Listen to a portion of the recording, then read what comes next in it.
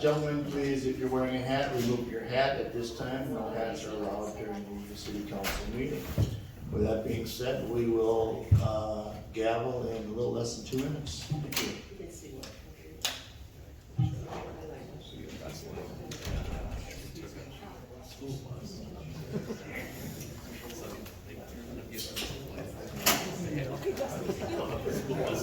They had at least inside.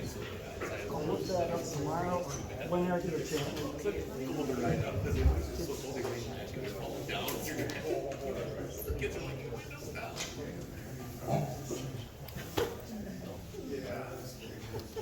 All kinds of things.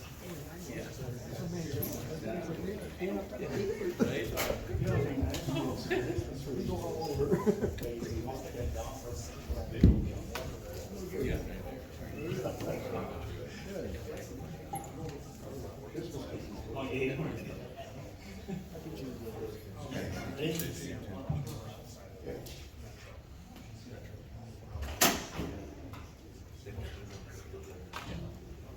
Mr. Mayor?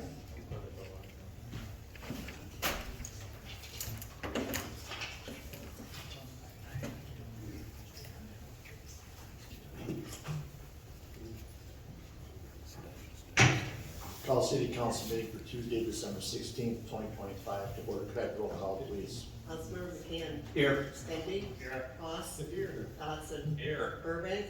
Wilkie. Here. Rainey. Here. And Mayor Jessup. Here. We've all done with the council and the mayor present. Thank you. Would everyone please rise as Councilmember Burbank leads us in the pledge of allegiance.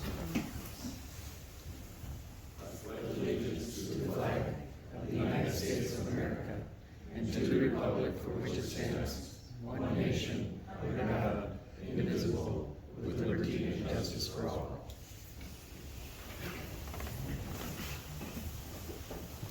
All right, good evening, everyone. Looks like spring has sprung, so winter is over. We're all excited about that. First thing up tonight is to approve the council agenda. There are no changes or corrections, so with that, I look for a motion to approve. Council President, I just have a question on the consent agenda item. Yes.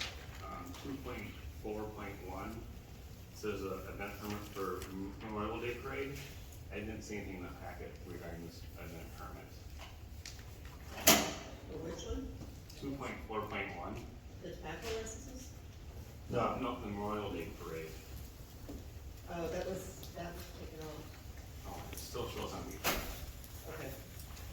There's a one, no, that was moved to the next meeting. It should not be up there. Okay. Scroll through down up through there. What are you showing? I don't have that. Yeah, see, I'm not sure which one. I don't know, too. It was, I I think it was originally on and then the agenda got updated. Okay. That's the time you- Yeah, Okay, so- it got moved because there was still 2 departments that had not completely signed off on it. And that's why they do need to make those comments before we ideally put it up to council. So agenda as presented has not changed. No, yeah, that's correct. Okay, with that, I look for a motion to approve. Motion to approve. Motion by Brent to approve. Do I have a second? Second. Second by Nate. Any discussion? Hearing none, all those in favor say aye. Aye. Opposed? And the agenda has been approved. Next up tonight, we have Mayor Jessup, and you do have one thing for us. At least one. I do, just one. Thank you, Council President Rainey. It's with some regret that we received from Jennifer Hansen, a member of the Human Rights Commission, a letter of resignation. She just had some issues that she had to take care of on the personal side. So with a heavy heart, I guess I would say that I would ask that council approve her resignation. Accept the letter. Any questions on the resignation? Look for a motion to approve the resignation. So moved. Motion by Dan Bokey to approve. Do I have a second? Second. Second by Dave. All those in favor signify by saying aye. Aye. Opposed? Motion carries. Next up is the consent agenda, which consists of city council meeting minutes, other board commission minutes, licenses, permits, and miscellaneous items all grouped together for the council to review prior to the meeting and vote on collectively. With that, I will entertain a motion on these consent agenda items. Motion to approve. Motion by Nate to approve. Do I have a second? Second. Second by Don. Any discussion? Okay. Yes. Dan.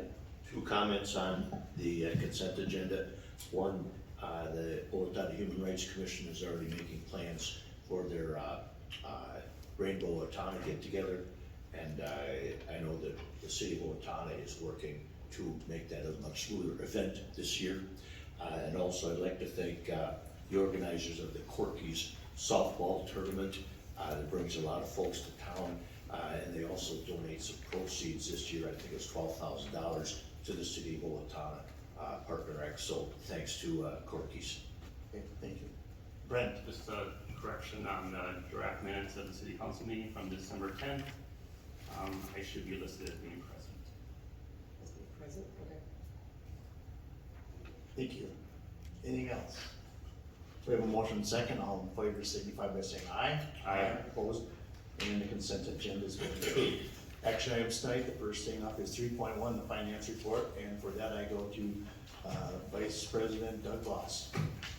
Thank you, President Rainey. Fortunately, a little shorter report tonight, so I'll get through it here quickly. Items over $20,000 for your approval are as follows. $167,325 for electric pumps. Those are replacement pumps for lift stations at Heritage and Frontage Road. $223,263 Festal Place and CBI TIF payments. $137,280 to Legion Subsidiary Holdings for Public Safety Center and Community Center. $33,093 to Marthaler Autos of Minnesota for a 2025 Chevy Traverse for the South Central District Drug Task Force. Correct, yeah. $60,123 to the Steele County Highway Department for the city portion of the 2024 signal revisions. Other expenditures, $189,676 for a grand total of $810,761.74. Thank you. Any questions on the finance report? Dan? The first item, $167,000, directed to Sean Murphy. I believe that all has to do with the wastewater treatment. No, incorrect. We are working through our capital improvement plan for our lift stations. So every year we're doing about 2 to 3 lift station panel replacements as well as pumps. So what I'm getting at, that takes care of helps get rid of our sanitary sewer. Correct. Lift stations, yes. They're relative low points, and changing to a force main gets back to gravity main, where it then eventually gets into. And they need replacing every once in a while. They're on a rotation. And I'd just like to point out that we're using for our sanitary system, that's almost 1% on our levy. So when we talk about, hey, you gotta cut back, what are you gonna do when you hit the plunger? That's almost 1% just right there. So I mean, this stuff is expensive, but if you wanna flush the toilet, you gotta have it, that's all. Thank you. Any other questions on the finance? Hearing none, look for a motion to approve. So moved. Motion by Dan to approve, do I have a second? Second. Second by Don, any further discussion? Hearing none, all those in favor signify by saying aye. Aye. Opposed? And that has been passed. We have 3 ordinances tonight. The first is 3.2.1 is the second reading of proposed ordinance 25-13 to amend section 113-063, license to authorize brewer off-sale malt liquor. And with that, we go to City Attorney Mark Walbrand. President Rainey and members of the council, there's no change to this ordinance from last first reading. Thank you. Any questions on it? Hearing none, I look for a motion to approve. Motion to approve. That's a roll call. Oh, I'm sorry. Need a motion first. Motion by Doug to approve, do I have a second? Second. Second by Don. Any further discussion? This being an ordinance, I will ask for a roll call vote, please. Councilmember McCann. Aye. Svenby. Aye. Voss. Dotson. Aye. Urban. Monkey. Aye. And Rainey. Aye. All 7 ayes. It's very rare that I remember to ask for a roll call vote, so it's not Jeanette's fault, it's mine. Second one tonight is 3.2.2, is the first reading for proposed ordinance 25-14 to vacate a portion of Walnut Avenue, Vine Street, and a public alley. And for that, I go to Troy Collector, our Community Development Director. Good evening. Good evening. All of these vacations, and there's three portions here, are all part of the Ascend South Riverfront redevelopment project. The property is being all replatted, and so it is cleaner to clean up what's there by vacating the rights of way and then replatting a new roadway here. So sections of Vine, which just takes it to the river, Walnut Avenue, which would be a new segment of street that will be included in the new plat, and then a public alley kind of behind the properties on the Bridge Street. That portion within the new plat that takes it to the river would be vacated. So we did have a public hearing at Planning Commission. We did have some comments from Firestone relative to the project, and the developer has been working with the owner of that building to try to meet some of their requests. And then the chamber had requested that the new roadway, which would be in the new plat here, would be named Ted G. Ringhofer Lane. And so those were the only comments from the Planning Commission meeting, and the Planning Commission did recommend approval, so staff would recommend approval as well. Any questions for Troy? Hearing none, I look for a motion to approve. So moved. By Doug to approve, do I have a second? Second. Nate, I'm sorry. Nate made the motion, Oh, you're and a second by Dan. Any further discussion? Once again, this being an ordinance, I'd ask for a roll call vote, please. Councilmember McCann. Aye. Stenby. Aye. Voss. Aye. Dotson. Aye. Burbank. Aye. Wilkie. Aye. Rainey. Aye. All 7 ayes. Thank you. Our final ordinance tonight is 3.2.3, the proposed ordinance 25-25 to vacate a portion of a blanket sanitary sewer easement. Once again, Troy Cryer. All right, again, this is relative to the Ascend South Riverfront redevelopment project. It was discovered, there's a blanket sanitary sewer easement during the title work on this property here, and again, the best way to handle this is to vacate that and then put in the new plat, the easements that are needed over the utilities that would be in place here. So again, we had a public hearing at Planning Commission, they recommend approval, and staff would recommend approval. Thank you. Any questions for Troy? Motion to approve. Motion by Doug to approve, do I have a second? Second. Second by Don. Any further discussion? Once again, with this being an ordinance, I'd ask for a roll call vote, please. Councilmember McCann. Aye. Stenby. Aye. Voss. Aye. Dotson. Aye. Burbank. Aye. Wilkie. Aye. Rainey. Aye. All 7 ayes. Thank you. We're now up to resolutions. We have 7 of them tonight. First one is 3.3.1, resolution 85-25, the preliminary plat of Stamo Addition, and we'll go back to Troy Fletcher. All right, again, this is the preliminary plat for the Ascend South project. The total acreage is 3.43. It's really cleaning up a lot. From a platting standpoint, there's multiple commercial lots right away that doesn't align with the roadways, and so we would be looking for a 1-lot plat here with a new street along the river there with the Ted G. Ringhofer Lane name on it. Stormwater would be handled as well as part of this project for the stormwater generated from the street of the project. And so staff we did have a public hearing at Planning Commission. We do have a number of conditions to this, 10 different conditions relative to timing and certain things being accomplished. So Planning Commission did recommend approval, and staff would recommend approval with the listed conditions here in the staff report. Thank you. Any questions for Troy? Hearing none, I look for a motion to approve. Motion to approve. Motion by Nate, or I'm sorry, Brent to approve, do I have a second? Second. Second by Don. Any further comment? I just have one, this one along with 3.3.2, which we're gonna hear next, were discussed at our study session earlier this evening. And that was great information provided by Troy. So we have a motion second. All in favor signify by saying aye. Aye. Opposed? Motion carries. We're now up to 3.3.2, resolution 84-25, variance 22, parking variance for Ascend South, 120 Oak Avenue North, and back to Troy.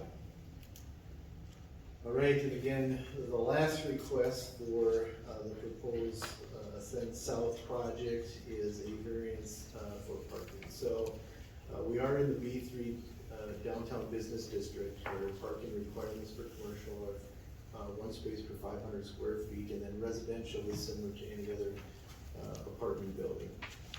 They are providing 93 off-street parking spaces where 118 would be required by ordinance. This one's a little different in the fact that there's a lot of public parking that's going to be added along Ted G. Ringhofer Lane.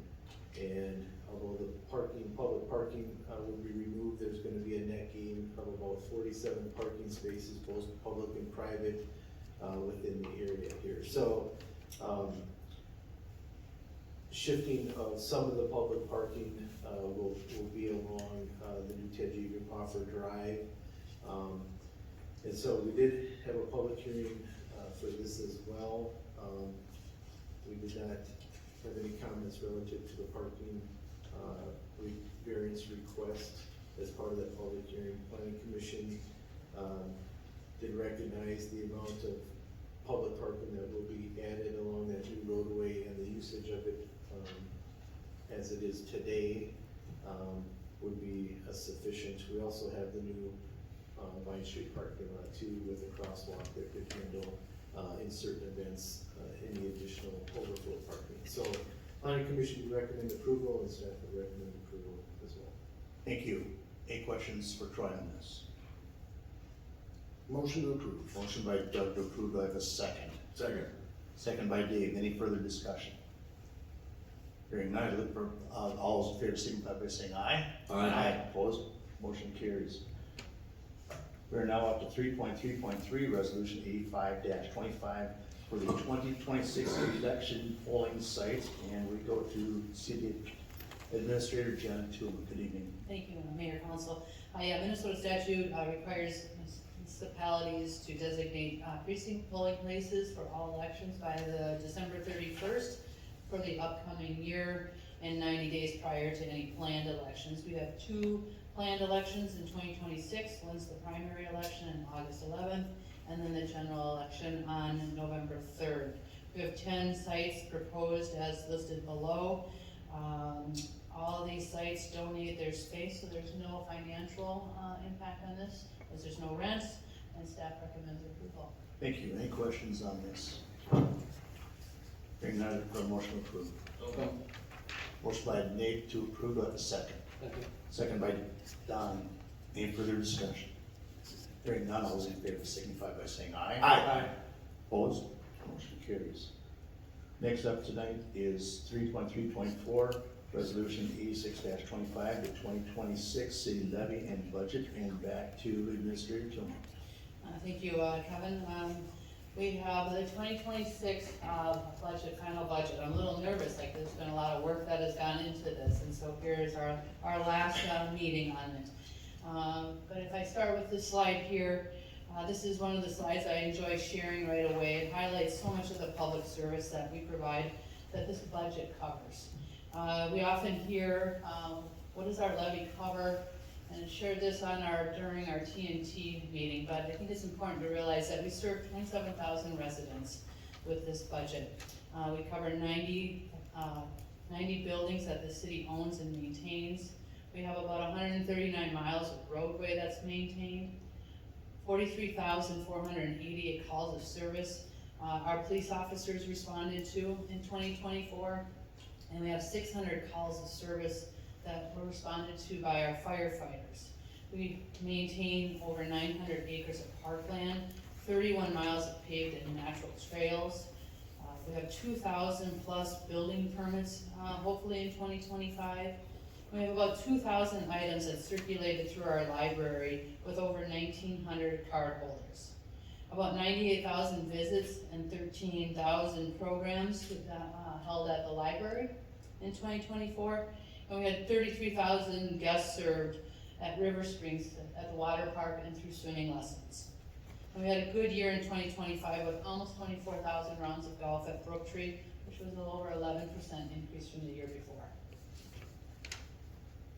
The city department and structure, organization structure has their citizens at the top, as they should be. We report to them, we do their work. Underneath there we have our council, myself, and below that we have 9 departments with over 18 different divisions underneath it. We represent about 145 full-time staff. How many part-time? 45 part-time staff and over 140 seasonals that maintain this operation. I say that because you see the faces of us, but there's many people behind us. It takes a lot to run this operation. Each year, the council and the department heads get together early in the year to start planning for the following year. And we start with that strategic priorities and setting our goals. We have these 5 areas that we keep our focus on, our public amenities, the economic prosperity, financial security, being a premier employer, and being good neighbors. And with this helps us start setting the goals and the work that's ahead of us for the year.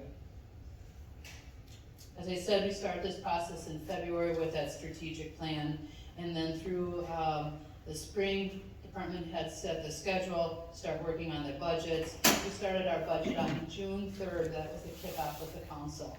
Through the summer, we worked on fine-tuning and finalizing our budgets to present them to the council in August and September. And in November, we've had a study session or a workshop. And December 2nd, we held our Truth in Taxation meeting, and here we are, December 16th.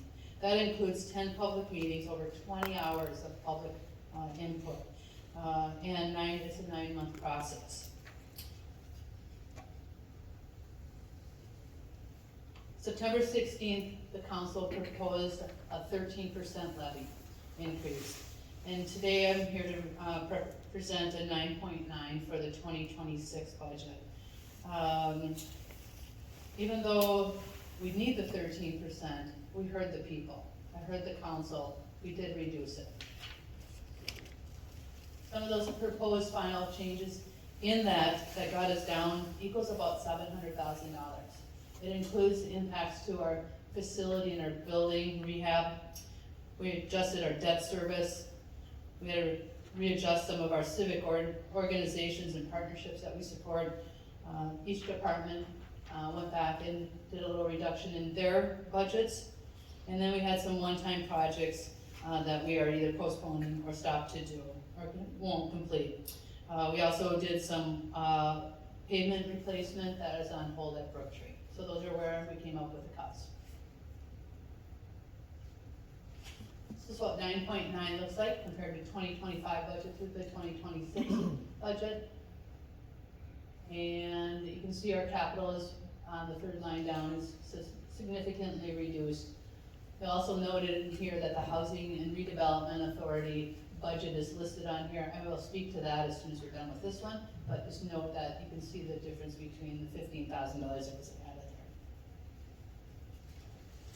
Total revenues of the whole city, as you can see, the majority of our money comes from mainly 3 buckets. It comes from the levy, which is the property taxes. It comes from charges for services.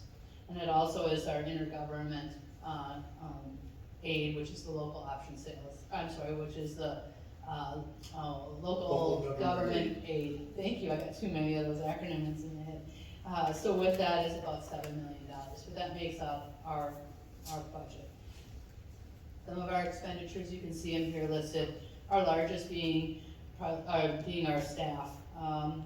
We are a service-oriented business, and we're staffed to provide that service, and so that is our largest number on there. Just to break it down of some of what those costs look like per, service area is over $7 million just in the general, council administration, finance, kind of our internal services. $11 million in our public safety, which will, is police, fire, and building inspections. Over $6 million is our public works. 1.5 our library, 657,000 is our economic development, 2.8 pays our debt service, 9.2 is our capital expenses and our TIF, and 7.9 is our utilities. Our 2026 capital improvement project is substantially lower. We do take a phased approach on many of these projects. Where we might need something, we take it and do it over 2 or 3 years. And so we do our LED lighting, when we have opportunities, we take advantage of that. We maintain replacing our facility maintenance tube heating. This is year 2 of 3. We have buying a key cutter and setup for our security of our buildings. We've got some pergola replacement at Brooktree, and that is paid partly by our surcharge of our golfers. The airport parking lot pavement replacement, and then our annual technology. We replaced certain vehicles. A number of years ago, we started a vehicle replacement fund, which helps us maintain our fleet. And with that, we have some vehicles up for replacement, some police and facility vehicles, an IT vehicle, and then we have some specialty equipment such as this sprayer on the right. We got mowers at the facilities in golf, and an asphalt zipper, and a skid steer is on the list for this year. We're not immune to inflation. It hits the city too. The cost of goods, services, and personnel is part of our expenses, just like everybody else's. We have increases to the supplies and material, such as road oils and chlorine and chemicals. We replaced and upgraded our recording system for our police department so they can do their job. And then we support, this levy supports the information technology to help us with some efficiency and some cloud solutions to increase our security. And then we can comply with state mandate Minnesota paid leave. And then we're also implementing the city council approved 2025-27 employee compensation. With that, you can see the tax rate went up between 2025 and 2026 by 2.2%. On a $275,000 house, holding that value consistent, the market value consistent, on a $275,000 house, you can see the difference between the 25 taxes and the 26 taxes is $4.26 a month. About $51 increase for the year. With that, staff recommends approval of a 9.9 levy increase. Thank you. Questions for council? Motion to approve as presented by Administrator Tuma. At the 9.9. Oh, I'm sorry, yes. As she presented at 9.9. We have a motion by Councilmember Voss. Do I have a second? Second. Second by Dan. Twinkies. Any further discussion? Brent? First of all, Jen, I want to thank you and your team for looking at that budget, getting that levy down from 13 down to 9.9. I will say, my years on the council, this is the year I've had the most conversations with my constituents regarding our budget and the desire to reduce it. So I took another look at the budget, and I would recommend that in order to reduce our levy further down, that we look at holding our vehicle replacement fund steady from 2025 to 2026. That would save us about $280,000. And also looking at the mayor council contingency budget of $352,000, reducing that down to $52,000. So another savings of $300,000. So in total, we would look at reducing our budget down to another $600,000, which would be about another 3% on our levy. So That would be my recommendation to this council. I know we have a motion on the floor, so we have to act on that motion first, but if that motion fails, my motion would be to reduce the budget. As you just stated. Okay, thank you. Hey, Nate? The only additional things I would add, are EDA budget and HRA, I would actually hold those steady as well. EDA seems to be well-funded, they're not usually hurting for money, so I think this is a year we could forego. It's a small increase, but we could forego that as well to help, so that's another option I think we have to mitigate some of that increase this year. Thank you. No one else? Just a comment, I really struggle, going through this budgeting process, you know, listening to people, being a newbie and hearing from people, and looking at, I do appreciate what staff has done to cut things. But,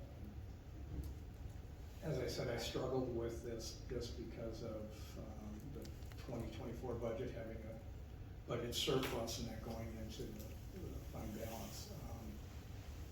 I'm concerned about where we're gonna be in 2025, whether that's a positive budget surplus, and then 26, what that means, so that's why I've been struggling with which way to vote, and I appreciate what Brent and Nate have said, in terms of where they were looking at it. So again, just my comments, I've been struggling with this overall, and one of the key things that I wanna make sure is if we have an asset, we protect that asset. We don't want to push it back so far that we end up having issues with things that we deal with. And I'm gonna use the restraint point. Maintenance was pushed back and pushed back and pushed back, and now we have a $1.5 million, $1.4 million problem. So, you know, I think we need to fund those things. If we do have some budget surpluses, I'd like to see some of that money applied to the things that, you know, Nate was talking about, Brent was talking about. Some of the things that we've taken out of the budget to get to the 9 million, I'd like to see some of that get funded, to make sure that we protect our assets. The other thing I would say is we need to potentially get rid of some assets. If we have some land that is not providing, you know, something back to the city of the coffers, we should invest ourselves with that. So it goes back on the property tax sector. So again, that's just my comments. I'm just struggling. Again, thank you for listening. Thank you. Doug? I guess I'd just like to say, when we approved the 13 on September 16th, it was very clear that we weren't happy with it and it was gonna go down. And I know we put a lot of pressure on Jenna and the staff, and there were some not fun meetings and some disagreements and some disappointments for me on some of the things that we cut out, but I think we teamed up and you guys did a great job. I know you spent a lot of nights up here, put in a lot of extra time to satisfy us and get this all straight. So just want to say thank you, and we appreciate all the extra effort. Dan? I ran on being fiscally responsible. Fiscally responsible doesn't mean be as cheap as you can. It means maintaining a proper budget, maintaining a proper facilities, maintaining our vehicles, maintaining our parks. I'm not gonna kick the can down the road. We'll have to let someone else to do that.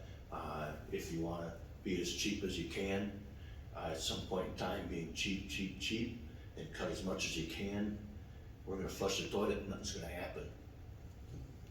It's just, I mean, everything is the way it is. We cut some stuff here that people are not gonna be happy about when the rubber hits the road this summer. But I think we've been out of a responsible budget here. I don't think there's a lot of fluff in this thing at all. Our staff does a really nice job going through things, and we really challenged them, and it was hard. So I'm gonna vote for the 9.9% levy. Thank you. Anyone else? Dave? The budget is the most important thing that we do every year. Councilmember Svenby's on number 20, senior man. One thing I've really noticed this year, and Nate and I have been on 15 years, is the concern from the citizens on wanting to kind of pull the curtain back and see what's going on, how decisions are made.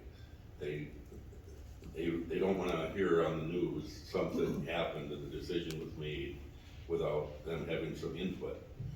So over the years, we have made decisions to add some staff to help get that communication out there.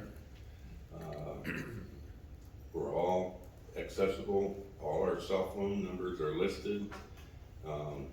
Feel free to call us when you have concerns. Like I say, this was the first year that come to council and the number of people that are here. So if we can keep that up, we can only go in one direction, and that's forward. So that's all I have.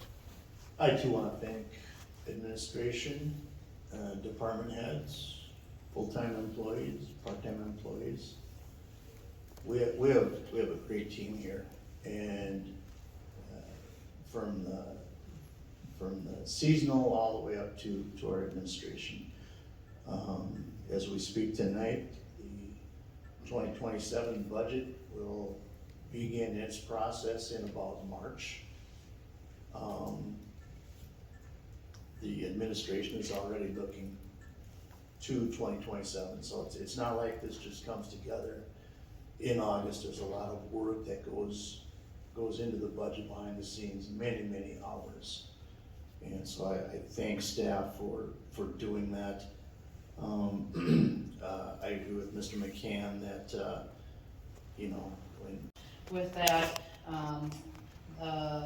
staff recommends approval of this levy and budget. Thank you. Any questions on this? Hearing none, look for a motion to approve. So move. Motion by Dan to approve, do I have a second? Second by Doug. Any discussion? Hearing none, all those in favor signify by saying aye. Aye. Motion carries. Oh, I'm sorry. I'm sorry. So we'll go back for comments. I apologize. No, just for Nay. Oh.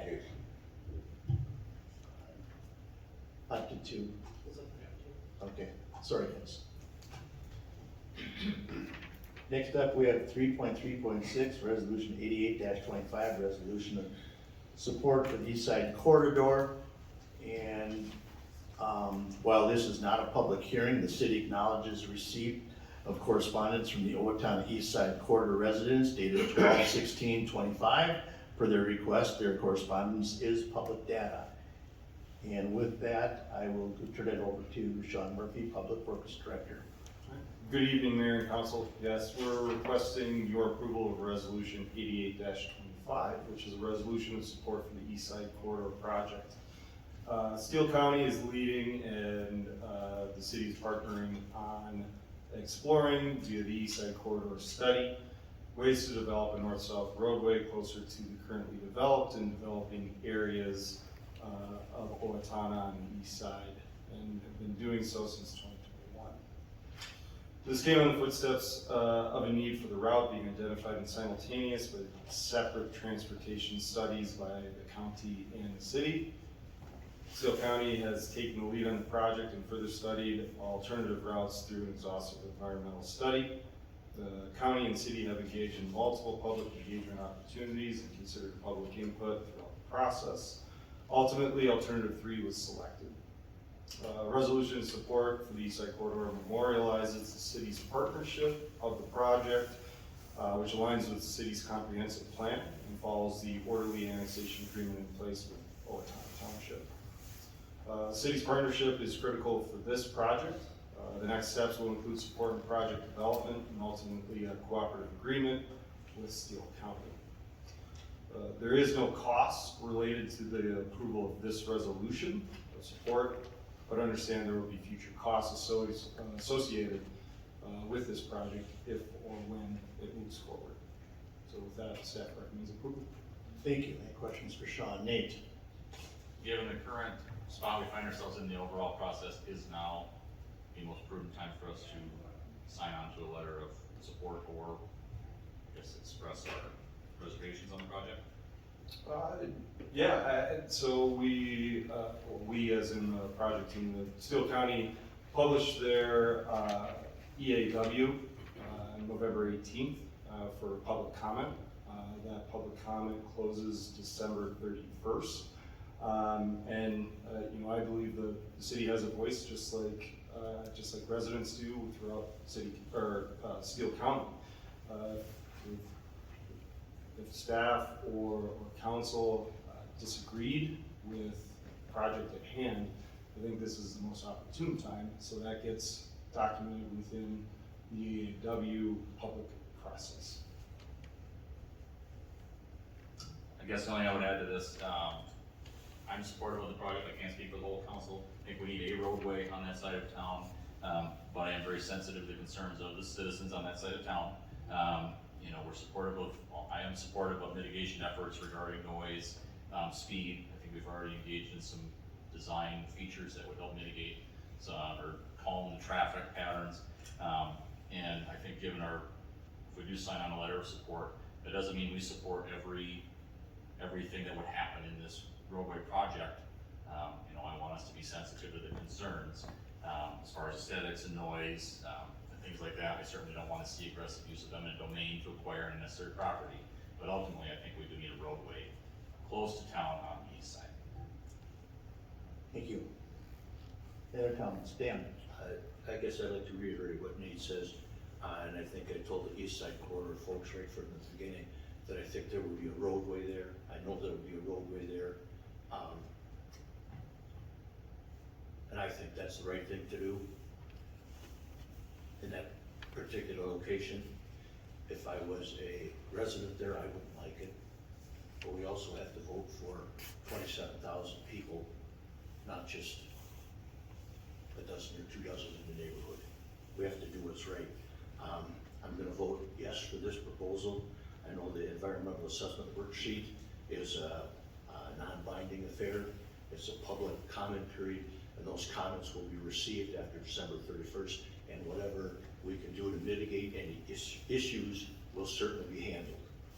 I don't know if I like the entrance on Fox Hollow. I think Sean and I have talked about that, and he's told me that this is where it should be. And I also don't know if I agree with the southern leg of that. We're taking some of our neighbors' property down there, and I'm thinking that we should be as minimally invasive as we can. I believe we need the road there. That's certainly going to spur that southeast development, but I don't know, and I may be short-sighted now, I don't know if we need the curb, the gutter, the walking path at this point in time. That's all. Yes? I wasn't sure if this was the time we could actually comment on it, whether we wanted to, have a motion in it, because it's really, what Sean was talking about, but, I agree with what Nate has been saying, and some of the things that Volk has been saying. A lot of the folks, or this area, are in my board, and I want to be very concerned about what their comments are and take into consideration. We've gone out, looked at what's behind their houses, what that's going to potentially look like. So I am very concerned about, taking their comments into consideration, as Nate said. And as Dan said, my personal feelings aside, we have to look at the greater good, what is best for the town. There were people at the open house that came up to me and said, gee, I hope this does go, because right now I got street traffic going through and I've got young kids. And these individuals are going at, some speeds that you're concerned about. So again, I look at it and say we need to look at what the greater good is for the city of Owatonna. Are there some things that we should look at? Is it the best thing for everybody? I can't say. I wouldn't want to be sitting in my house there, but again, as Dan and Nate mentioned, trying to mitigate it, and I'm sure Tom is very concerned about that, as the county, to be as minimally invasive as possible. Again, I wasn't sure if this was the right time to talk about this, but thank you. Thank you. Anyone else? I would agree with what's been said. I think that the corridor is an important piece for north-south traffic on the east side of Owatonna. My hope is that as we move forward, we can communicate with the county and try to mitigate the things that we can. Let's try to work with the citizens as much as we can on that. But I believe that this project is a good project going forward. With that, I would look for a motion to approve. Motion by Dave to approve. Do I have a second? Second by Doug.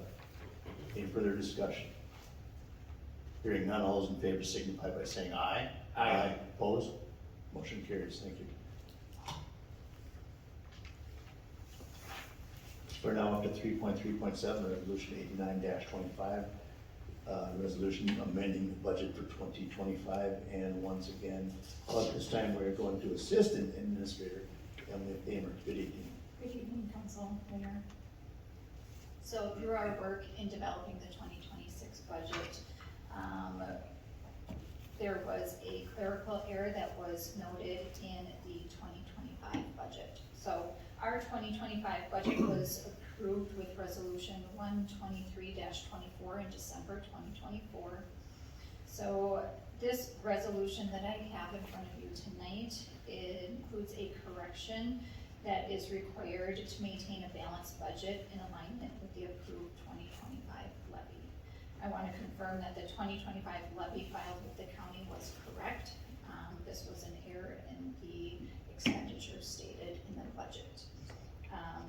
So the amendment will ensure a balanced 2025 budget, and staff recommends approval. Thank you. Any questions for Emily on this? I need to approve. Do I have a second? Second. Second by Brent. Any further discussion? Hearing none, all those in favor signify by saying aye. Aye. Opposed?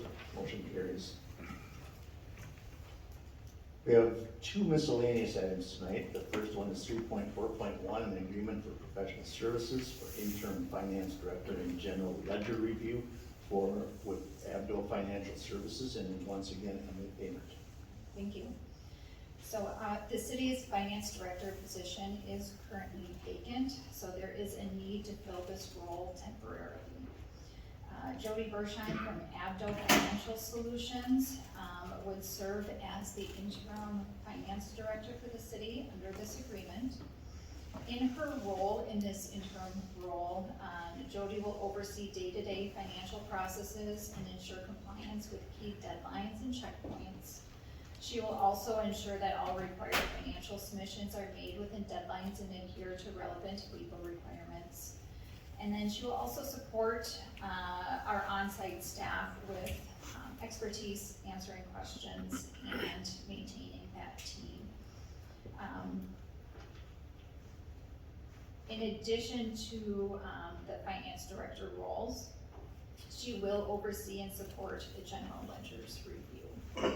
Jody has over 25 years of experience working in governmental accounting for Minnesota municipalities and over 10 years of experience in finance. She has a wealth of knowledge and has become a trusted city partner for the city of Owatonna.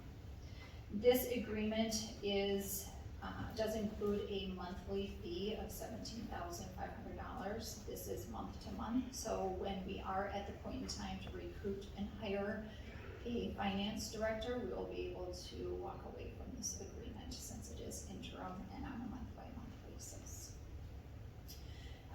The city is not required to get bids for professional services like this. So the reason we went with Jody at Abdo is, as I stated earlier, she has become a trusted city partner. She has worked with us on a few other projects, so she knows our organization, she knows our staff. It seemed like the most efficient and effective pathway to getting this interim position filled. Staff recommends approval. Thank you. Any questions for Emily on this? Brent? Go ahead, Brent. Just some questions for you, Emily, on this contract. I noticed that the contract start date is December 3rd. I'm guessing that we're December 16th. I'm assuming would the contract be dated to reflect December 16th, therefore having a prorated dollar amount for the month of December, since I don't think she's working for us these first 2 weeks of December, so why would we pay her the $17,500 for the month of December when we're already at December 16th? Secondly, in the contract itself, it talks about a termination of 60 days. You mentioned 30 days. I would like to see that contract drafted to be 30 days instead of 60 days. Otherwise, if we hire a finance director, I don't know why we want to pay for her services for additional 2 months when we have a finance director on staff. And then the last comment I will make on this contract, I read somewhere that it's a fully remote position. I think in order for her to really engage with our staff here and be of service to the citizens of the community, I would like to see her on site at least a couple times a week, not be strictly remote. I know the city of Rochester went through the same company when they hired him to be their interim finance director, and their contract, that finance person was on site 2 days a week. So I know they have done that for other communities, and they're not strictly remote. So. Okay, so I'll start with the effective date of the agreement. She has been providing the services and providing some additional support to us. So it would be of my opinion that it would be fair to then compensate for the whole month of December, since she has been working on a general ledger review and providing some additional support, even though this agreement hasn't been signed yet, knowing that we have a need. The 60 days, if we are able to hire our own finance director, that 60 days would be when Jody would assist that new finance director in getting settled, cross-train, make sure that they understand our systems, our processes, and really set them up for success. So that would be the intention of that. And then as far as the connection with staff, Jody does join our weekly department head meeting via Teams. I believe this is the second week now that she's done that, and has worked very well. We were able to ask questions. She's also holding a weekly team meeting with the finance team. And then we have another weekly checkpoint with her whole team regarding some of the different projects we're working on with them. So far, those virtual meetings have been very successful and effective. She has been on site occasionally when it works for her. And I think she's open to that if it's needed. Don?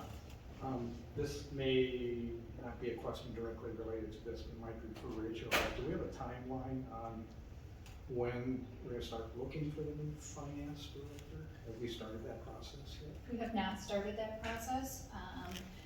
Right now, we're probably looking at about mid-year in 2026. Mid-year 2026, okay. Because did Apto not do some things for us as far as outlining job descriptions for the finance director? That is one of the projects that they assisted with. So they did do a structure review, which we shared with council at a study session earlier this year. And they are assisting us in implementing that structure recommendation. They're also looking at some of our core processes and making sure that we're aligned with best practices, we have good documentation, cross-training. So our intention would be to let Jody get some of those processes a little bit further along before we post for a new finance director.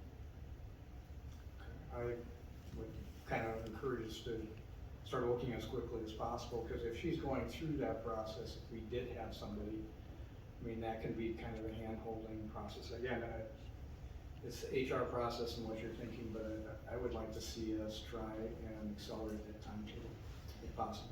There is a community stewardship piece here. There is a price tag to this, and we are covering that with some of the staff savings. So rather than having both in place, we're looking to try and layer that in as best as we can to try and save some funds. And again, I would just like to see if we could get our own person in-house as quickly as possible. And again, we want to make sure we have the right candidate. We don't want to just plug in something that's not going to work. We want to make sure it goes forward properly. But again, I would just, as a comment, so we would encourage trying to fund some as quickly as we can to qualify candidate. Thank you. Dave? Mr. McCann asked a question I was gonna ask. Okay. Any other question? Nate? I was just gonna comment, yeah, it's expensive, and I certainly hope at the end of this process with all of our work with APDO and Ellers, that when we get a new finance director in, we have a pretty solid, comprehensive financial picture, because we don't have that right now. So I can see why the need for this is there, but it's expensive. Any other questions? Just one comment. Thank you, Nate. I would agree with that 100%. No other questions for a motion to approve? Motion to approve. Motion by Doug to approve, do I have a second? Second. Second by Dan, any further discussion? Hearing none, all those in favor signify, I'm sorry. I might just say, I have one more comment. Some of the situation that we've had in the finance department is a result of being so thin with staff. We don't have 2 or 3 people, I don't know how many finance people Rochester has, but we don't have 2 or 3 people that can step in and be the head financial person. We've got 1 other full-time, and then 2 part-time, maybe 2 full-time and 2 part-time. It's pretty thin, and to find the right folks to do that takes a bit of doing when we go through our process. So I think that's part of it, just because we run so lean. Thank you. We have a motion second. All those in favor signify by saying aye. Aye. Opposed? Motion carries. Oh, 1, I'm sorry, 6-1. Nate was a nay. Brent. Can't see that side of it. Our final miscellaneous item tonight is 3.4.2 agreement for professional services for the 2025 full audit preparation. And once again, Emily Payment. Thank you. So again, another agreement with APDO, and this agreement is for full audit preparation for 2025. So each year, the city is required by law to conduct an annual financial audit, and the state auditor is responsible for overseeing this requirement. So in preparing for the 2025 audit, APDO will provide the resources to help the city navigate ever-changing regulations and financial standards. They will coordinate across departments to ensure audit readiness, and will align financial processes with audit requirements to guarantee that all necessary documentation is complete, accurate, and accessible for a smooth audit process and timely compliance. Professional services like this are becoming more and more common for services. Preparing for an audit is a heavy lift for any finance department. But when you are short-staffed or you do not have a full team, or your team is maybe a little bit new to the organization or new in their career, it's an even heavier lift. So the intention of this agreement is to support our staff in this, to make sure it's done accurately for our community. I just want to speak to, this is kind of a 1-year agreement for our 2025 audit. Future years could be reduced. That would, of course, come before council for approval again, if that were the course that we think that we need to propose. However, the intention would be that the need and the support from a service like ABDO would be reduced as staff can gradually learn and pick up more and stand up on their own. The cost or the budget impact is $105,000. This is currently unbudgeted, so we would be looking to either contingency, reserves, or potentially some staff savings to cover this expense. Staff recommends approval. Thank you. Any questions for Emily on this? Hearing none, look for a motion to approve. So move. Motion by Dan to approve, do I have a second? Second. Second by Dave, any further discussion? Don? And again, I understand we need to have the assistance and help. I just am struggling sometimes with it's not throwing money away, but that much into it. And I would assume, as you said, Emily, in the following years, we should not have to do this. I don't believe we have a proper financial group set up. It's just a big nut to have to deal with, and especially when it's unfunded, unbudgeted. I know some of the other things you had mentioned as far as the offsets, because we don't have staff in place and some of those types of things. It's a big downer. So I don't know, I struggle with that. Again, I talked about it, and again, that's just me.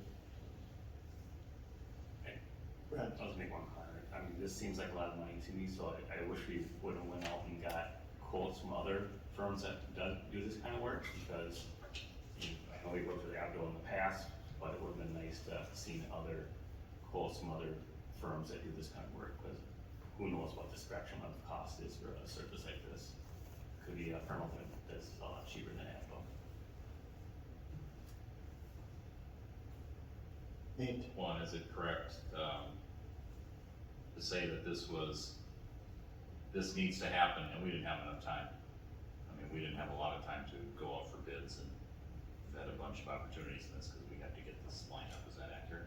We do need to get it lined up, and ABDO is working with us on some other areas, so the fact that Jody is a former finance director, so as she was preparing these agreements, she worked really hard to layer in some of these services. The fact that she will be our interim finance director as we're going through this audit prep, we should be able to layer in some of those services, and rather than having a totally separate service, do some similar work. Any other questions? Just one other quick question, I guess. By paying this amount of money, we should get pretty clean audit after we go through this. I mean, so when we close out the year in December of this year and pay this amount, the auditor should be able to come in and it should be really clean, so we wouldn't have to wait till like October 25 to see the 24 audit. So is that a true statement? That's the intention of this agreement, is that by the time the auditors get here, our work papers and the legwork has been done, we're ready to go and we're prepared for them, so it can move very efficiently. Again, I reiterate what, Brent and Nate are talking about. It's a lot, but I understand we gotta do it because we're kind of behind the 8 ball, and we need to have this information available to make decisions going forward. And I know we are looking for a new audit from, hope we can get one that we're all comfortable with. Because the last audit report took 6 minutes, and that was really very irritating. So again, it's not on you, so anyways, thank you for your time. I just wanted to realize the cost is expensive. The quote came in higher than this, and so we were able to negotiate down and work with ABDO to be able to bring it in to show, Jody did show how the services were overlining and how we could get it done. So the quote was higher than this number, which is still high, I realize that. So we do our best to try to minimize that number. Thank you. Any other questions? Hearing none, I look for a motion to approve. So moved. Motion by Dan to approve, do I have a second? Second. Second by Nate, any further discussion? Hearing none, all those in favor signify by saying aye. Aye. Opposed? We have 6 ayes and 1 nay. Next up tonight, we have our staff report, and tonight we have our Human Resources Director, Rachel Boss. Good evening. Good evening, Council and Mayor. Thank you. I was gonna have you click it for me, but this works. Everyone's favorite department, Human Resources. So every service our residents rely on, from public safety, streets, library, airport, parks, and more, starts with our people. So it's HR's role to ensure that the city has the right people and the right roles supported to do the best work every day. Some highlights in our department throughout 2025, we developed and launched a custom leadership program to strengthen internal talent and prepare future leaders. We successfully hired and promoted employees during the year of leadership transition. We enhanced our culture work. We focused on engagement and workplace culture to improve retention, city knowledge, and performance. And then we also had a big undertaking with complying with the new laws, including the new Minnesota paid leave law coming up. So HR's department's main thing for the strategic priority is being a premier employer. We want to attract and retain top talent by living and breathing our values, and better together, pride in our work, and community stewardship. So we had 2 cohorts of managers, supervisors recently complete a full circle leadership program with the city, which focused on leading yourself, leading your team, and leading the city. This training reflects the city's ongoing commitment to expanding meaningful professional development opportunities for employees. This year we had 25 employees complete the program. In future years, the program is going to be expanded to include employees aspiring to be leaders and supporting our workplace development and long-term succession planning. And then the people that completed got this nice little coin on the screen. All right, staffing. Our people are what make our city work. City service are delivered by people, not programs, buildings, or equipment. Throughout the year, Human Resources focused on recruiting and retaining qualified employees in a very competitive labor market. Every position matters. City positions function as a connected system where each role supports the work of others across departments. At the same time, the city navigated a significant leadership transition, including working alongside council to recruit and hire our new city administrator and assistant city administrator. When positions are vacant, the impacts are real, and as we kind of talked about today, we have service delays, increased overtime, and employee burnout. Our staffing levels directly affect service reliability and response time, and ultimately the experience our residents have with their city services.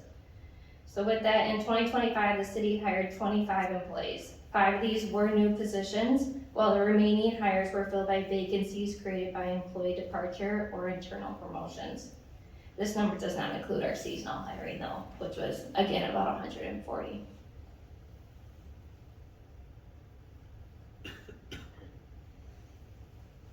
So the city has been working on culture work as well.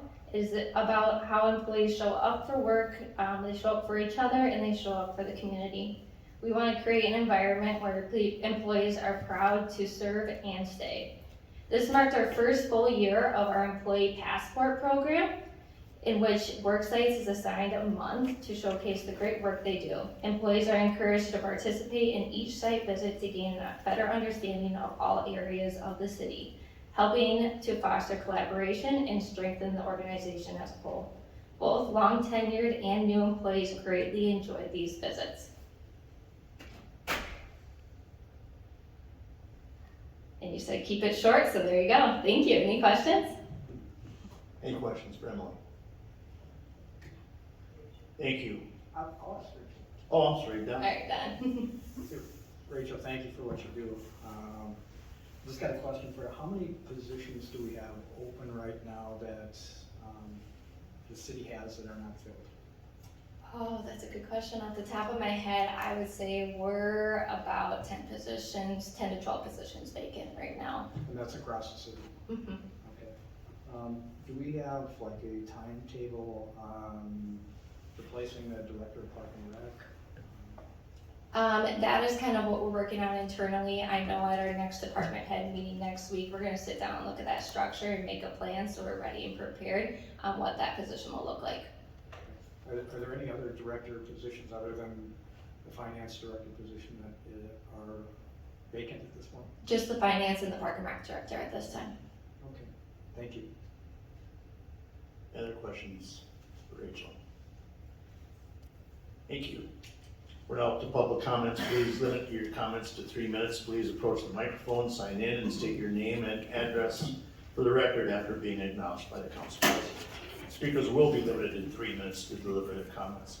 Council Vice President Boss will be timing and hold up a hand after 2 minutes, 45 seconds. Notify the speaker they have 15 seconds to complete their comments. Those speaking are asked to conduct themselves in a respectful manner as they deliver their comments. Audience members are asked to refrain from reacting to comments. The City Council will not respond directly to comments in this venue or take immediate action in response to them. With that, I will open it up.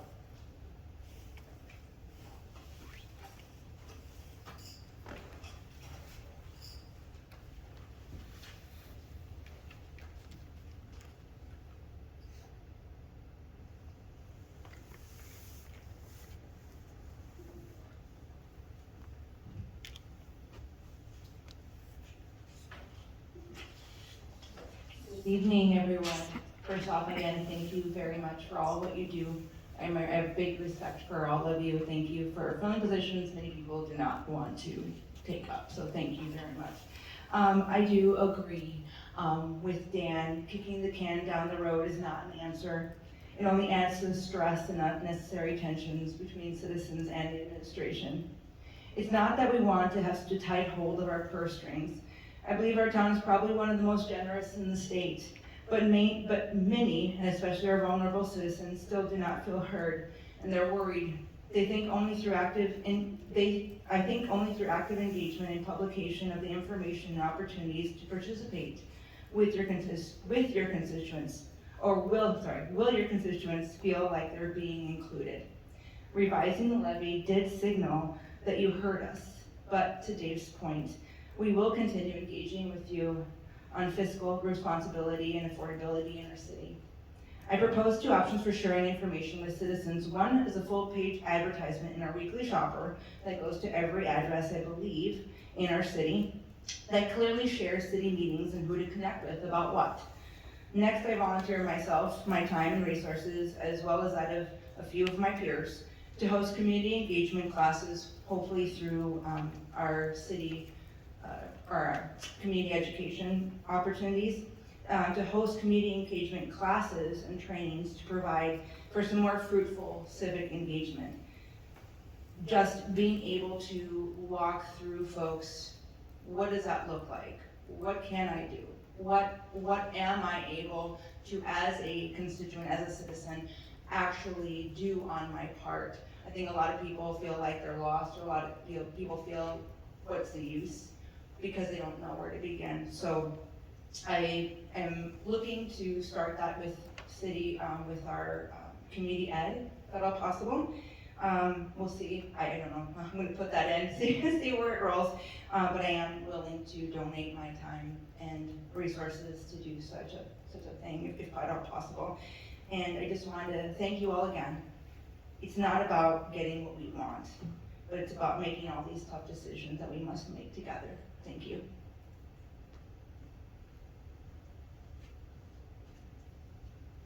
Anyone else this evening?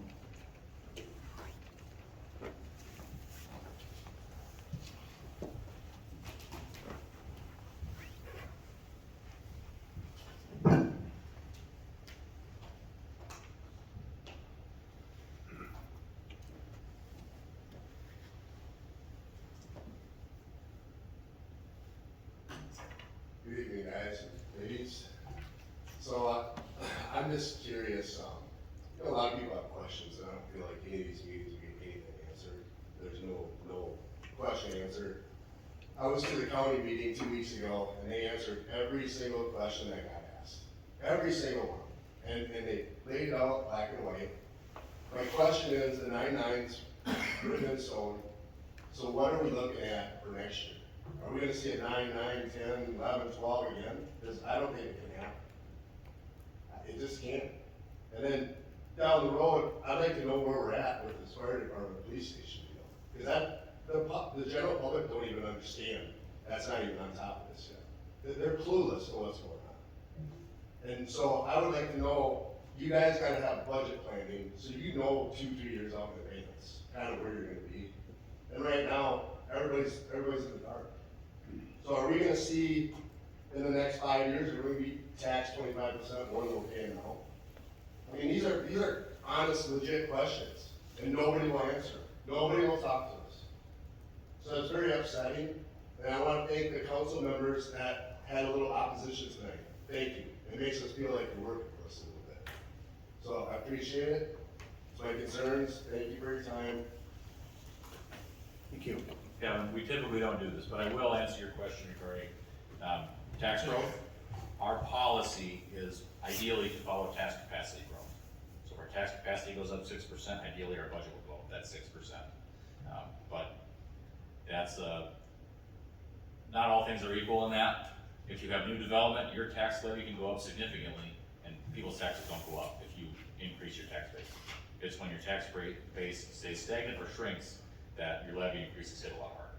But our policy is to try and follow tax capacity growth, which is typically 5 to 6%. Anyone else this evening?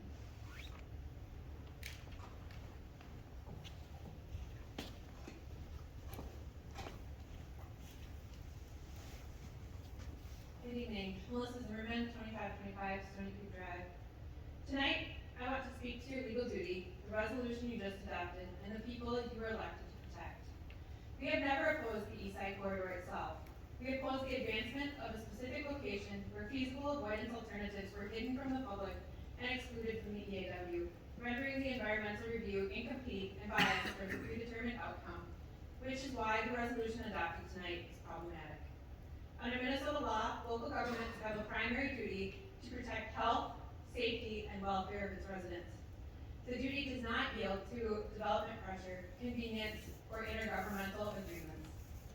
I want to read directly from Minnesota Rule Part 4410.3100, which governs environmental review. A governmental unit shall not take any action, including the acquisition of property, if the action will prejudice the ultimate decision on a project until a negative declaration has been issued, or until the final EIS has been determined adequate by the RTU or EQD. An action prejudices the ultimate decision if it tends to determine subsequent development or to limit alternative or mitigative measures. That language exists to prevent decisions from being made before environmental review is complete. The resolution you just voted on is titled Resolution Approving Municipal Support for the East Side Corridor Project. The resolution is not informational. It goes beyond general support. It endorses a single alignment, supports right-of-way acquisition, and commits the city to cooperative agreements and cost participation. Those are not neutral actions. They are actions that determine development and limit alternatives, exactly what the state law prohibits during environmental review. Today is December 16th. The EAW comment period remains open until December 31st.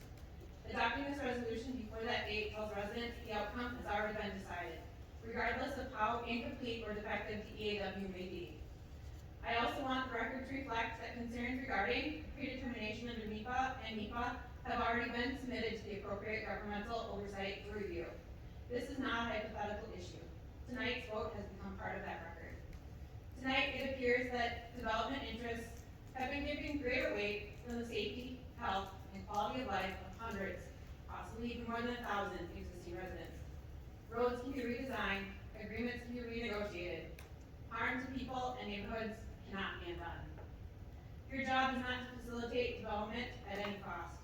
Your job is to protect the people who already live here. I ask the public record reflect that this concern was raised clearly and respectfully tonight before any further irreversible actions are taken.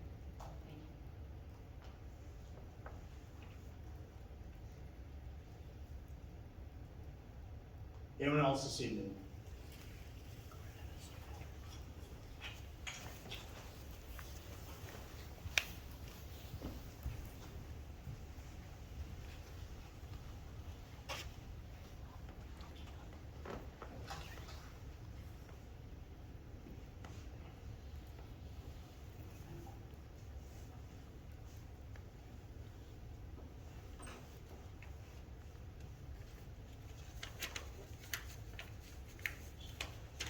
Good evening, council members. My name is Matt Stein, 2519 Stony Creek Drive. Here also talking about the East Side Corridor project, speaking to the support concerns just raised, that I'll focus on process, legal duty, and public protection. And I do want to emphasize that this is about ensuring that decisions follow the law. We're not opposed to planning in general, and we're not opposed to an East Side Corridor. Like Alyssa just said, we are opposed to the current locations being considered for it. The Minnesota Environmental Policy Act, Minnesota Statute 116D.04, and Minnesota R4410 require that no action should prejudice a project during the environmental review process. The EAW is meant to inform decisions, not to follow them. Right-of-way acquisition and committing to future cooperative agreements can limit alternatives and lock in outcomes, which is exactly what the MEPA prevents. Environmental review only works if it meaningfully involves and informs a decision, not follows it. EAW public comment period, as just stated, is open until December 31st, and adopting a resolution now just sends the signal that the outcome is already decided, regardless of public input or incomplete review. This undermines the truth and trust in the process and could make future review legally vulnerable. Hundreds of existing residents are impacted by this corridor. Roads, agreements, and designs can be revised, harm to residents and neighborhoods cannot. Protecting residents' health, safety, and quality of life is the #1 and primary duty of local government. I ask that the concern about prejudgment be acknowledged on the record at this moment and emphasize that doing it right means waiting for the environmental review process to be complete before taking irreversible actions. Thank you.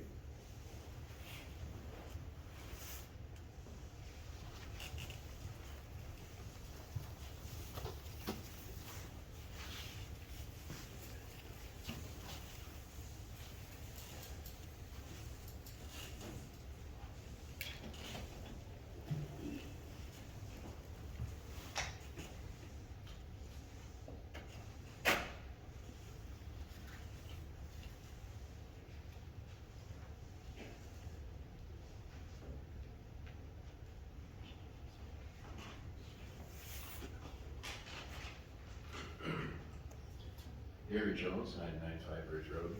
Public comment number 50. Here we go. Reading, my concern tonight is with the archery hunt signage at Mineral Springs Park. At the start of season 2, the hunters given a choice had either the south stand, which is right in the middle of the new disc golf expansion, or to the north stand, which is 600 feet north. The south stand, which was selected by the hunter, is in a very dangerous spot, both to the homeowner on the north off Oakview, as well as the families and kids that sled in that area. At first, there were signs placed there saying no disc golf in that area, removing half the course in November, December. After realizing they really could not close the section of the park, Park Direct solved the issue by placing 7 orange hunting signs all along the west perimeter of the south stand. When I called, the head of Park Direct would not even say where the stand was at, only that it was in the area.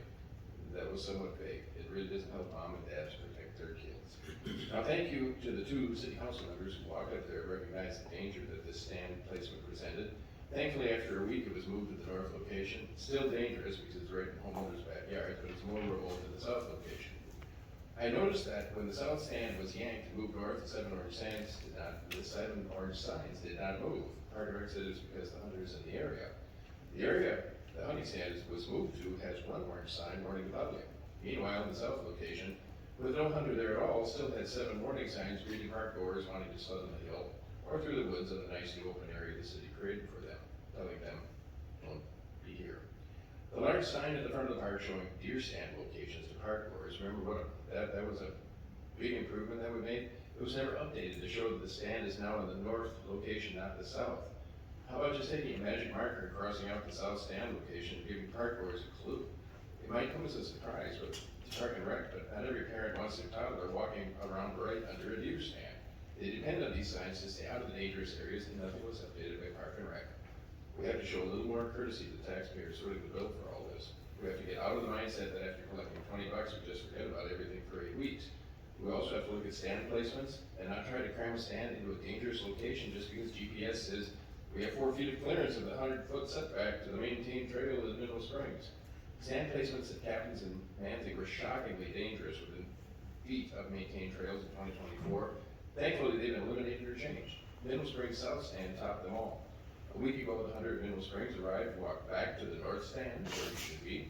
There were 4 families with kids, not ours, sledding on the hill about 160 feet west of where he would have been hunting in the south stand if it had not been removed. We have to do a better job. I know Park and Rec is understaffed, but we have to prioritize deadly weapons and monitor this. It's not being monitored at all. Any baiting or hunting infractions passed for years were found by the public, not by Park and Rec. They have to monitor the hunt and know what is going on and not wait to hear about some tragedy on a police scanner or on Channel 6 when something happens. Thank you. Anyone else this evening?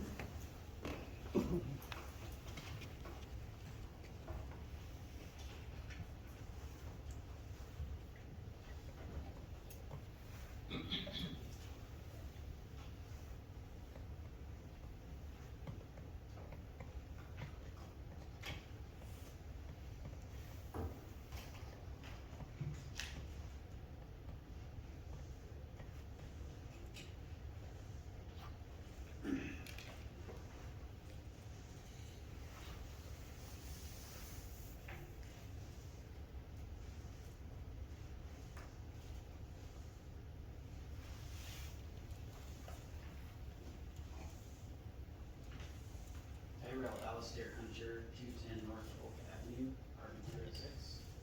I just wanted to stand up and voice my concern also for the comments that were given by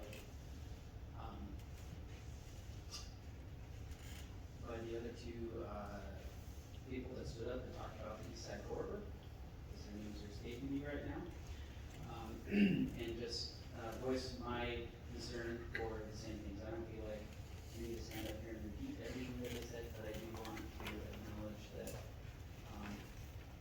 I agree with everything that they said and would like their statements to be put on the public record. So, thank you.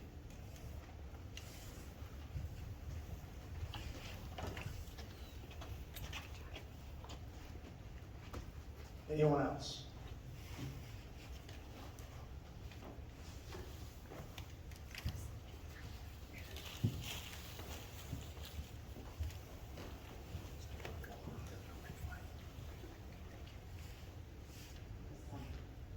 Sure.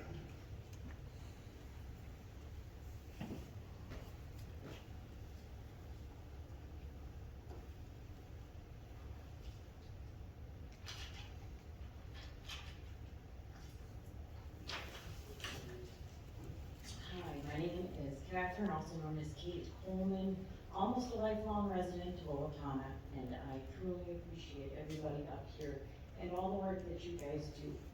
And I recognize that you also, the council members, did not take a pay raise this year. I noticed that back in agendas and meeting minutes, if I remember that correctly, that you guys voted to not take a pay raise. So I do appreciate that, and it's noted by somebody. What I really want to speak to is the use of the West Hills campus for police, and it sounds like not the fire station, but future police. And pointing out the fact that it is the West Hills campus, which is this entire block. It goes from Florence to Florence to, it goes all the way around, and it's 43 or 42 acres total. And it is on the National Register of Historic Places. It's not just this building and the couple of main buildings here, it's this entire campus, and it goes up along the back sides of all of the land on Glendale that faces the north, so it's on the same side of the Glendale Street. And it goes all the way up to Florence on one side, Florence on the other side, and then across the street, across State Street, including a number of buildings over there. And just that is part of the National Park Service, which is part of the Department of the Interior, which is under the U.S. State Department. I want to point that out because it seems that the property is not being totally respected for why it's on this national register. And its most recent certification was in 2010. There may have been an original one in 1975 that was for these couple of buildings and a couple of acres, it's 2 or 3 acres. But now, as of 2010, and I have the reference number for you for the that certification, and it's 1001089, and that again is under the Department of the it's the National Parks Service. The letters of recommendation that were included with this include people like Tom Kuntz, a former mayor, Otto Nelson, who was on the West Hills Committee, Wayne Klinkhammer, former mayor, the State School Museum Board, Brad Meyer, who's here today, and he has an excellent quote that I want to share, and then I'll be done. What he said in his recommendation in 2010 was that the community wants to preserve this asset by designating the entire campus on the National Historic Register.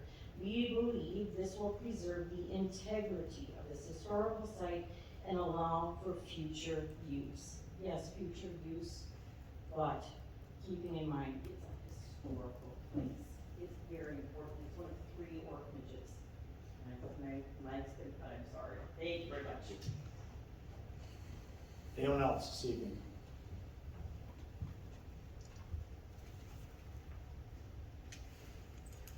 Okay, no one coming up, we'll close that portion. We are now to council comment and general information. First up tonight is Councilman McCann. Why do I have to go first? I just want to make some comments. I do appreciate all the citizens coming out and their comments. In a prior life, I spent 7 years on another public office, and I don't think in that time period we had as many people come up and make comments and get involved. And I think we need to continue this trend of people getting involved, whether it's running for election or coming in and talking about what you want to talk about. I think we're taking it to heart about some of the things that we need to start looking at again. I don't know for them. I know that previously you had coffee with the council, and maybe we need to look at that again. Just having a couple of council members in a different location and having people come in and just talk to us. Not that I have all the answers. Guys at the end of that area, they know a lot more than I do. I'm just new at this. But, I do appreciate what they have brought to the table. I do appreciate what staff has done. I know this was not easy. It never is. And going through any budgeting process and reductions is difficult. It doesn't just impact, supplies, it impacts people, it impacts our buildings, not that, kind of to the point we just mentioned, we have a bunch of old buildings, we need to take care of them. It's expensive, it's not cheap. So again, we need to maintain our assets, take care of them, but also if we aren't utilizing those assets to diversify ourselves, to best ourselves. But I do appreciate the folks that are sitting up here too, because I know you may not hear it, but we're struggling to make cuts and do the best that we can for the citizens of Owatonna. We all take Owatonna as our home. We want our home to be the best it can be. We're willing to do things that we need to do to make it happen. And I know Miguel had stopped up too, and made mention of no pay raises. Well, it's a minimal thing, but it's the right thing to do. And again, our phone numbers are out there, our email addresses are out there. And I was encouraged when Brent said this is the most engaged, because I got like 50 emails right after I started. I'm going, is this how it all works out, getting phone calls? And again, that's fine. That's what we signed up for. So again, I appreciate these guys and the mentorship that they have provided me. Thank you, guys. Councilmember Stenby. Just want to echo what Don just stated, and just thank the citizens for reaching out this year, in regards to our 2026 budget. As previously mentioned, that's the most feedback I've heard since my 20 years on this council, so I just want to again thanks, and that's what we're here for. I mean, you elect us to represent the community, and thank you for your input. Councilmember Voss. And I'd just like to respond to one of those comments. As a member of the Facilities Task Force, I have been for 5-6 years, whenever we started it. One of our big goals was to take care of West Hills, improve buildings, get them up to speed so they last a long time.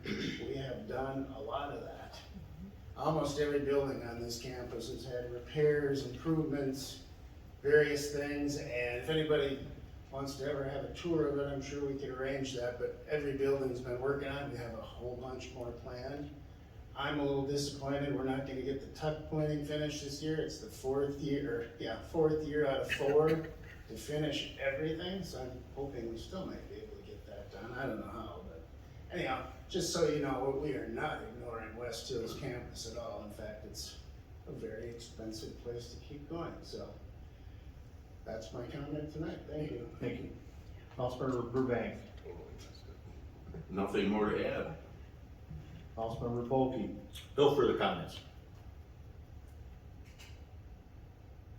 Mr. Mayor. Nate. That's enough. No, I actually Mr. said. Dotson. Apologize. Yeah, to piggyback on what Doug said about West Hills campus, yeah, like when we did the council chambers renovations, but we do work with SHPO to try and maintain some historical aspects of the building and make sure it conforms with the overall look and feel of the campus. So that is an important thing that we keep in mind. And I have to echo, just say appreciate all the input and the comments we've gotten.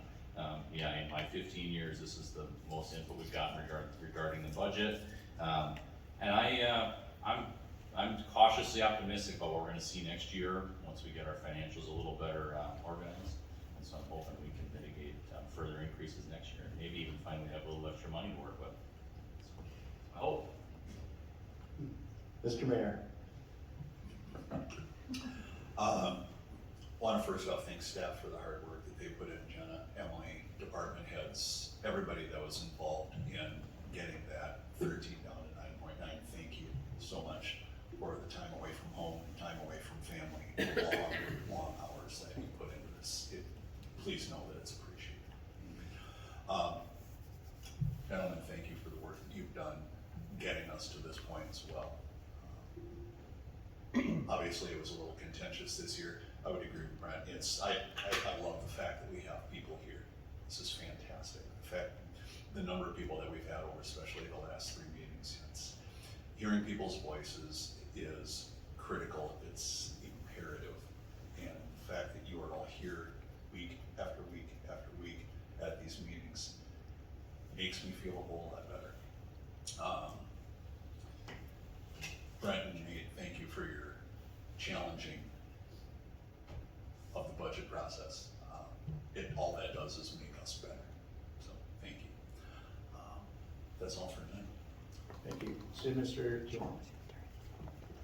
Yeah, just a couple of items here. I also wanted to thank our council for helping us through this challenging year 2026, our 2026 budget, putting in a lot of extra hours. You don't get paid a lot, but we asked a lot of you this year to do some extra workshops, to do some extra conversations, to work through this. So thank you for your time and your passion for this community too. And it is our last meeting of 2025. I can't believe it. So it's been quite a year, been a fun year, and I look forward to 2026. So happy holidays. For my part, yeah, thank you. We appreciate it when people come here, you're engaged. There's nothing better than engaged community members. This is where it all happens. As Administrator Toombs said, our next meeting is January 6th. So we're coming into the Christmas season.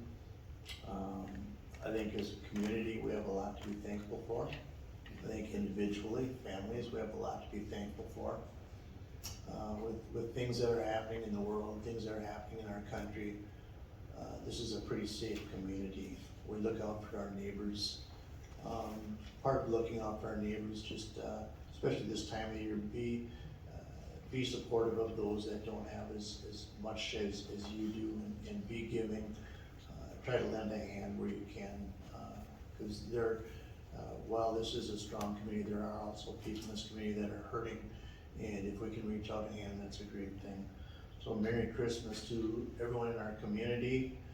Happy Hanukkah to our Jewish friends, and let's hope for a happy New Year, and let's just continue to improve each and every day.